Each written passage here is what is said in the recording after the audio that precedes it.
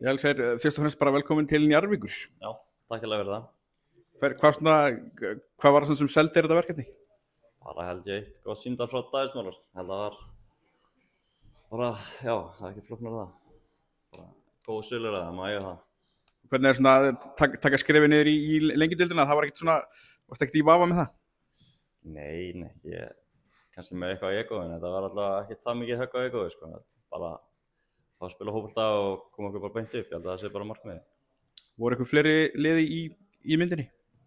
Ekki eins og, nei, bara ég ætlaði ekkert að skrifa undir einhverju liði á næstunni, en síðan kom þetta upp og ég hoppaði bara á þetta.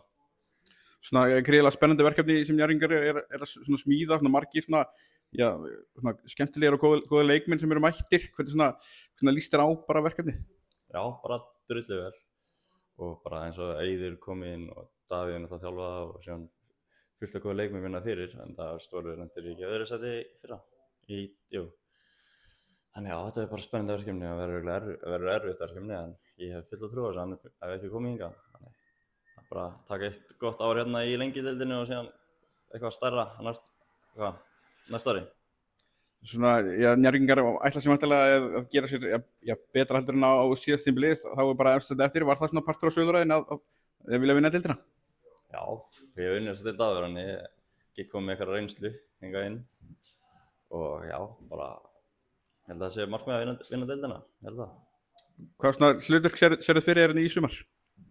Bara stórt hlutverk, bara komið alla mína reynslu og alltaf bara vonandi ná að gefa allt, gefa mikið frá mér og hjálpa þessu leikmennum sem eru hérna og þeir muni hjálpa mér líka. Það er markmiðið bara. Svona þú fækst kannski sjá minna af öllum síðast sumar heldur en það hefði kannski vilja, er þetta kannski eitthvað leita að fá svona kannski gleðina fyrir fótboltanum aftur? Jú, 100%. Bara gleðin fótboltanum þarf að koma aftur og hún var alls ekki til staðar og það er leiðilegt og erfitt ef þú nennir að valla með æfingar og það er eitthvað svona tilfinning sem maður vill ekki finna aftur. Hún er svo því að skeri. Og svona bara horfandi fram á veginn, hversu langt svona sérðu þetta Njarðvíkur geta farið?